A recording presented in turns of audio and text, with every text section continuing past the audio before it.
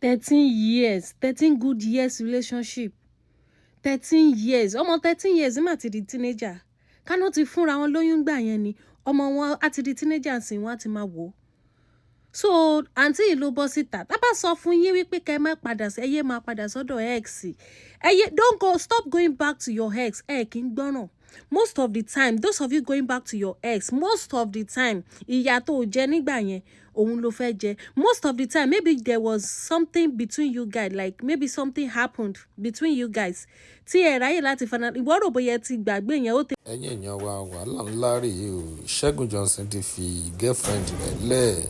Arábìnrin náà ló jáde wá sọ̀rọ̀ wípé lẹ́yìn 13 good years tí àwọn ṣe fi fẹ́ra o. Ó ní Segun Johnson, ó ní voice note lásán ló fi break up pẹ̀lú òun. Ẹ̀yin èèyàn wa wàhálà ńlá kọ́ ló ṣẹlẹ̀ báyìí, jẹ́ ká gbọ́ nǹkan tí ó ṣẹlẹ̀. Has passed away. Ọlọ́run nìkan ni ó ti have passed away o. Láàrin woman being, àwọn èèyàn sáàrin ara wa, ó ti ò kí ń pass away. Ìyà yẹn náà máa fi padà jẹ. Now this lady, ó jáde, she told us, she show video yẹn bá rí pé Segun Johnson tó ń kọrin, ṣe máa náwó yẹn tán. Ṣe lè náwó yẹn tán. Òun àti lady, they've been dating for over 13 years, for a long time ago. And they were back and forth. Back and forth means that they leave themselves and they come back. Wọ́n ti jà, wọ́n ti fira wọn sílẹ̀, wọ́n lè má jà gan.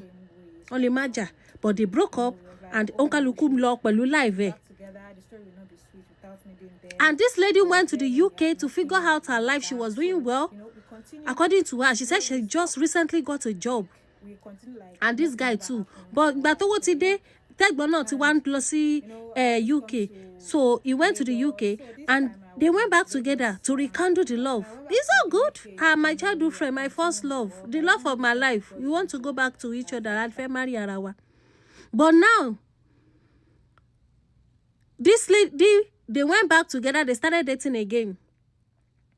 And that is not this. And after 13 years, you broke. That's not even the crazy part. The crazy part is that this guy convinced her. That's the crazy part. The ex that you have left behind, to figure life are, to plan life are, but he now came back and convinced you to move back to Nigeria. Auntie, Mubanyi, seriously. He convinced her to move back to Nigeria, live her life in the UK behind, everything. Now she's not asking, okay, you asked me to come back. Kí ni reason tó ṣe ní kí n padà wá gangan. Fẹ́ bá bá tiẹ̀ jẹ́ ni. Ìyà tí orí fi jẹ nígbà yẹn, òun ló fẹ́ fi wá jẹ padà. That was the reason why he said you should come back. He had this all planned before. Bí Segun Johnson ṣe big tó, do you think he doesn't have other girls? That lady tó ṣẹ̀ṣẹ̀ ra machine fún sin tó tún bẹ̀rẹ̀ sí ní break fẹ́ra tó ti torí ẹ̀ break up pẹ̀lú ẹ̀. That lady was in the picture before. The lady was in the picture even while he was convincing you to come back to Nigeria to abandon your thing.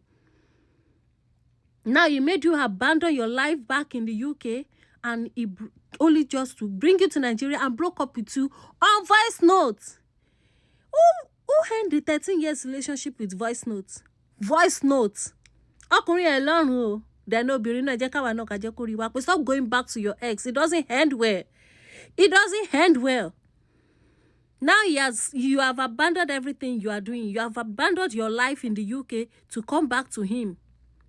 Kí ló fi pí ẹ báyìí? So where do you want to start from? Even if you go back to the UK, that job is not waiting for you. 13 years relationship. So auntie yìí wọ́n ní